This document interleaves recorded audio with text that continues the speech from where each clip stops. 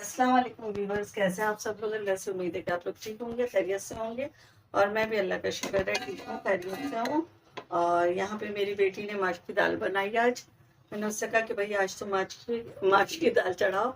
और ये कि सुबह सुबह खाना हो जाता है ना, तो मैंने कहा रोटियाँ फिर मैं डाल दूँगी, गर्मी बहुत ज़्यादा है। तो इसलिए हमने सुबह ही मैं मतलब खाना बना ली था, वरना किचन भी इतना गर्म हो जाता है और हम लोगों का भी दिल नहीं चाहता कि खाना बनाया जाए। तो इस वक्त 12-25 दिन के हुए हैं और हमारे यहाँ जो है रोटी पकने जा रही है, क्योंकि अभी फिर भी थोड़ा मौसम जो है कदरे बेहतर है। लेकिन दोपहर तक इतना घर गर्म हो जाता है कि दिल नहीं चाहता है कि कोई काम किया जाए, लेकिन काम तो करना होता ही है। तो कर रहे होते हैं, लेकिन मैंने अब सोचा है कि इस तरह कर लेते हैं कि जल्दी जल्दी खाना पका लिया और जल्दी से फारिग हो गए किचन से, फिर बाकी के अपने काम करते रहे जो कि फैन के नीचे हो जाते हैं। तो बस इसी तरह के दिन गुजर रहे हैं आजकल। आप लोग बताइएगा आपके शहरों में मौसम कैसा है और क्या क्या हो रहा है, आप लोग किस तरह कर रहे हैं आजकल, अपने रूटीन को कैसे आप लोगों ने सेट किया है, ताकि ये हम सबको भी आसानी हो आप लोगों की कमेंट्स में देख के कि आप लोग किस तरह से कर रहे हैं और हम किस तरह से कर रहे हैं। इसलिए हम अपनी भी बताते रहते हैं आपको, ताकि जो चाहें तो वो हमारे मतलब रूटीन को अपना लें कि इस तरह कर लें। तो ये कि जल्दी जल्दी काम भी हो जाए और आप गर्मी से भी बचे जाएं। और पानी का इस्तेमाल आप सब लोग बहुत ज़्यादा करें। इस वक्त शरबत है, पानी है, लस्सी है, ये बहुत फ़ायदेमंद रहती है इतनी गर्मी में। और यहाँ पे मैं रोटियां पकाने आ गई हूँ। रोटियां पकाने से पहले मैंने सबसे पूछ लिया था, भाई ये होता है ना कि बाज़ दफ़ा बच्चे ना पराठे शौक से खाते हैं, क्योंकि माश की दाल के साथ ना पराठे भी अच्छे लगते हैं। तो मैंने ये किया कि रोटी पकाने से पहले ही पूछ लिया सबसे, भाई क्या खाना है। तो मेरे हस्बैंड को तो रोटी खानी थी, तो मैंने अपने लिए भी रोटी ही बनाई, क्योंकि गर्मी काफ़ी हो रही है तो बाज़ दफ़ा दिल नहीं चाहता है पराठे का ना। और पराठा थोड़ा सा हैवी हो जाता है, माश की दाल भी थोड़ी सी जो है बादी होती है, इससे मतलब गैस्ट्रिक प्रॉब्लम हो जाते हैं। तो पसंद हमें माश की दाल बहुत है, इसका टेस्ट बहुत अच्छा लगता है हमें। तो बस मैंने फिर ये किया कि अपने और हस्बैंड के लिए जो है रोटी बना दी थी। और बच्चों से भी मैंने पूछ लिया कि भाई वो लोग क्या खाएंगे, तो उन्होंने कहा हम रोटी खाएंगे। तो मैंने बस उन लोगों के लिए भी रोटी ही बना दी, सबके लिए सारी रोटी हो गई थी।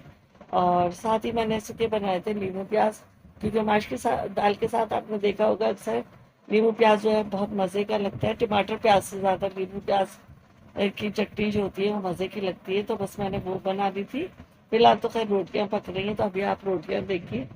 और ये कि आजकल माशाल्लाह गैस जो है दिन भर आती रहती है। जैसे कि रमज़ान और सर्दियों में लोड शेडिंग थी वो नहीं होती है, बस रात में ही एक खास वक्त पे अपने बंद हो जाती है। लेकिन बस फिर वो है ना, हम इंसान तो किसी हाल में खुश ही नहीं है। तो आजकल जो है गैस तो है, लेकिन जो गर्मी है वो इससे ज़्यादा गर्म है गैस से ज़्यादा। तो बस ये है कि हम लोग तो शिकायतें करते रहते हैं, कभी अल्लाह मियाँ से, कभी अल्लाह मियाँ के बंदों से। वैसे ये कि बस अल्लाह का शुक्र है, सुकून है गैस की वजह से। और बस गर्मी ज़रा कुछ ज़्यादा है, तो बस वो भी अल्लाह का शुक्र शुक्र है कि गर्मी है। गर्मी ना हो तो फसलें कैसे पकें, और जाहिर सी बात है फसलें नहीं पकेंगी तो हम लोग खाएंगे क्या। तो बस इस पे ये है कि अल्लाह का शुक्र अदा करते रहना चाहिए हर हाल में। बंदे को शिकायत शिकवा नहीं करना चाहिए। नहीं, फिर भी कहते हैं ना हम बंदा आजिज हैं, तो क्या कहते हैं अल्लाह से अपने शिकवा का ना हो जाते हैं, लेकिन करना नहीं चाहिए, उसका हर हाल में शुक्रिया अदा करना चाहिए। खैर यहाँ पे देखिए रोटियाँ हमारी तैयार हो रही हैं और मैं बनाती हूँ। पराठे वाला तवा था और इसका बल्कि पराठे वाला तवा नहीं था, ये मेरा एक बड़ा सा हैंडल वाला फ्राइंग पैन था, और इसका हैंडल जो है निकल गया था। और खैर वो रखा हुआ है। लिया तो खैर मैंने ये फ्राइंग पैन के तौर पे था, लेकिन मैं गई थी पराठे के तवा लेने के लिए, लेकिन मुझे वहाँ पे मतलब ये बड़े साइज़ का फ्राइंग पैन नज़र आ गया। तो मैंने कहा चलो इसमें रोटी भी बन जाएगी और पराठा भी बन जाएगा। और जब कोई मतलब बड़ी सारी मतलब दावत होती है ना हमारे यहाँ, तो जैसे हम कोई चीज़ फ्राई कर रहे होते हैं उसके लिए एक बड़ा सारा फ्राइंग पैन भी मिल जाएगा। तो मैंने ये सोच के मतलब एक पैसों में और तीन काम सोच के मैंने फिर ये ले लिया। खैर इसका हैंडल तो लग जाएगा, वो इससे पहले भी मैं लगवा चुकी हूँ।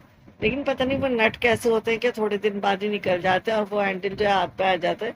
बस खुदा का शुक्र है गिरा नहीं है कभी पकाते हुए अपने ऊपर, वरना एक बड़ा हादसा हो जाता है। पता नहीं क्यों लोग टाइट नहीं करता। मैंने सोचा इसे लगवाऊंगी तो लाने के बाद मैं खुद से भी एक दफ़ा टाइट कर लूंगी, ताकि ये निकले नहीं, क्योंकि निकल जाता है ना तो फिर ये होता है अल्लाह ना करे पकते हुए कोई गर्म चीज़ हो इसमें, या ये खुद भी गर्म हो, इसका हैंडल निकल जाए और गिर जाए हमारे पैरों वगैरह पे, तो एक बड़ा नुकसान हो जाएगा।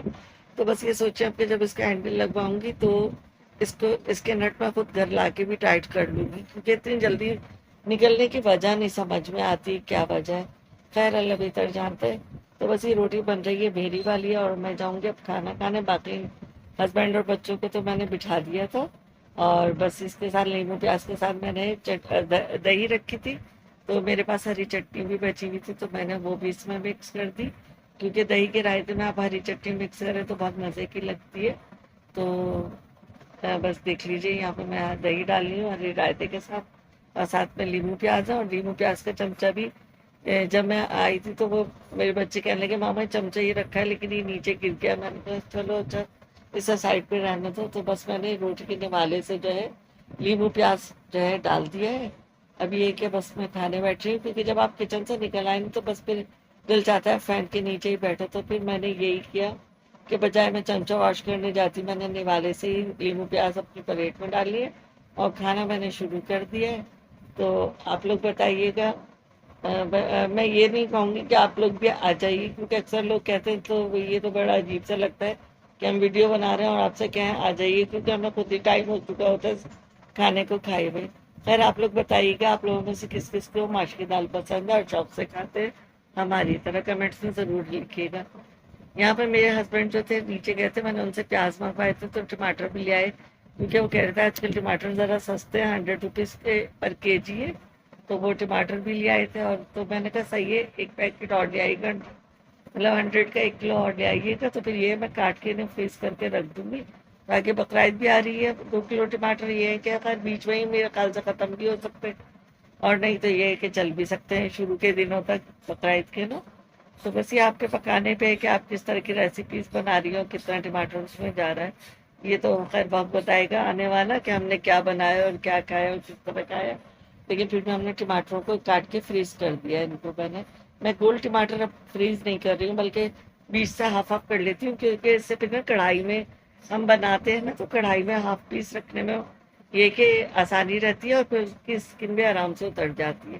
खैर फिलहाल तो मैंने प्याजों को जो है फैला दिया था हवा में, क्योंकि जब वो गरम गरम थैली में गर्मियों में आते हैं ना, मैं इससे पहले भी बता चुकी हूँ, तो वह एक स्टीम सी बन जाती है और प्याज पे गीलापन आ जाता है। अगर वो इसी तरह किचन में रख दें तो वो बजाय ड्राई होने के वो गल जाते हैं। खैर यहाँ पे मेरे हस्बैंड साथ में आटा भी लेके आए थे, तो वो आटा भी मैंने यहाँ पे डाल दिया। और आज आटा जो था वैसा नहीं मिला था जैसे हम मंगाते हैं कंपनी का, ये हमारे घर के सामने ही चक्की है, तो वहाँ से फिर उन्होंने फाइन आटा ले, हम लोग फाइन आटा ही यूज़ करते हैं, तो इन्होंने फाइन आटा हाफ के जी करीब 5 kg ले लिया था। क्योंकि 100 वो आज पता नहीं है मैं क्या बोल रही हूँ, 100 kg 10 kg वाला मैं लेती नहीं हूँ, क्योंकि इतना बड़ा मेरे पास कंटेनर भी नहीं है। तो ये 5 kg इसमें आराम से आ जाता है, तो मैं 5 kg तक ले लेती हूँ। फिर से होता है आपके पास आटा खराब नहीं होता, बल्कि फ्रेश फ्रेश आप कुछ टाइम के बाद मंगाती रहती हैं, इस्तेमाल करती रहती हैं। तो यहाँ पे मैंने आटा डाल दिया, साथ ही चीनी भी लाए थे जो कि मैंने डाल दी थी। और ये आटे का कंटेनर मैंने आज सुबह ही धो दिया था, क्योंकि मुझे पता था आज मुझे आटा मंगवाना है, तो मैंने कहा इस कंटेनर को भी धो दिया जाए। चीनी तो जो थी उसका कंटेनर मैंने पिछले हफ्ते मतलब पिछले 15 दिन पहले मैंने चीनी मंगाई थी, क्योंकि मैं 15 दिन के हिसाब से चीनी मंगाती हूँ, 2.5-3 किलो मंगा लेती हूँ, फिर इस तरह दूसरे 15 दिन के बाद मंगा लेती हूँ, तो महीना भर आराम से चल जाती है। खैर ये आपके अपने इस्तेमाल पे कि आपके मीठा किस तरह बन रहा होता है। तो खैर अभी थोड़ी सी चीनी बची हुई थी, इसलिए मैंने इसको धोया नहीं था कंटेनर को, और इसी में नई आने वाली चीनी भी इसमें ही मैंने डाल दी थी। और साथ ही में ये कप मेरा मेजरिंग कप है, मैंने इसमें डाल दिया है। फिलहाल ये कि मैं सोच रही थी और भी लाऊंगी मेजरिंग कप, जो कि चावल और इस तरह की चीज़ों में डाल दूंगी, तो उससे निकालने में आसानी रहती है। और ये जो थैली थी ना, ये सील से उन्होंने सील कर रखी थी, लेकिन जैसे मैं उठाने लगी तो एकदम से फट गई थी। खैर गिरी तो नहीं चीनी, क्योंकि चीनी वाली जगह सील हुई भी थी, बस ऊपर से हैंडल फट गया था। हैंडल भी क्या उसकी सील फट गई थी, बस ये कहना चाहिए। खैर मैंने यहाँ पे डाल दिया, और बस ये है कि अब हम इसे भी भर के रख देंगे, और इस तरह ये हमारी दोनों चीज़ें अपनी अपनी जगहों पे चली जाएंगी। और इसके बाद जाना है मुझे इम्तियाज़, क्योंकि मैं वहाँ से आटा और चीनी नहीं लाती हूँ, बाकी का सौदा मैं इम्तियाज़ से लाती हूँ। तो बस ये कि रास्ते का मैंने एक छोटा सा क्लिप बना लिया जो आपके साथ शेयर कर रही हूँ। रास्ता हमारा वही है जो कि आप अक्सर देखते हैं, नॉर्थ नाज़ोबाद से और नाज़ोबाद तक का। तो शायद ये तो मैंने हैदरी तक का ही बनाया था। तो बस आप लोग भी इंजॉय करें और देखें। आजकल ये पुरानी जो मैरिज हॉल थे वो, या मतलब जो भी वो टूट टूट के नए बन रहे हैं। हमारी तरफ तो इसी तरह हो रहा है, हमारी तरफ काफी मैरिज हॉल है, तो अक्सर ना आज देख रहे हैं कि उनकी बिल्डिंग टूट के और नई बन रही है। तो आप लोग भी बताइएगा, आपने महसूस किया है कि नहीं पुराने मैरिज हॉल दोबारा से तोड़े जा रहे हैं? होता है कि 8-10 साल के बाद दोबारा तोड़ के उन्हें नए लुक से बनाया जाता है। तो मैं बेटे से यही कह रही थी, मैंने कहा 3 हॉल मैंने देख लिए रास्ते में कि ये सारे टूट गए हैं और नए बन रहे हैं। अब देखें ये यहाँ क्या बनता है, या तो कोई बिल्डिंग तामीर हो रही है होगी, या फिर कोई दोबारा से नए सिरे से मैरिज हॉल नए स्टाइल से बना रहा होगा। खैर मेरी वीडियो का एंड भी यहीं पर हो रहा है। आप लोग बताइएगा आज का ब्लॉग आपको कैसा लगा है। अच्छा लगा है तो लाइक शेयर कमेंट्स कीजिएगा, और जो चैनल को जिन्होंने सब्सक्राइब नहीं किया वो भी कर लीजिएगा। मिलेंगे नेक्स्ट वीडियो में। अल्लाह।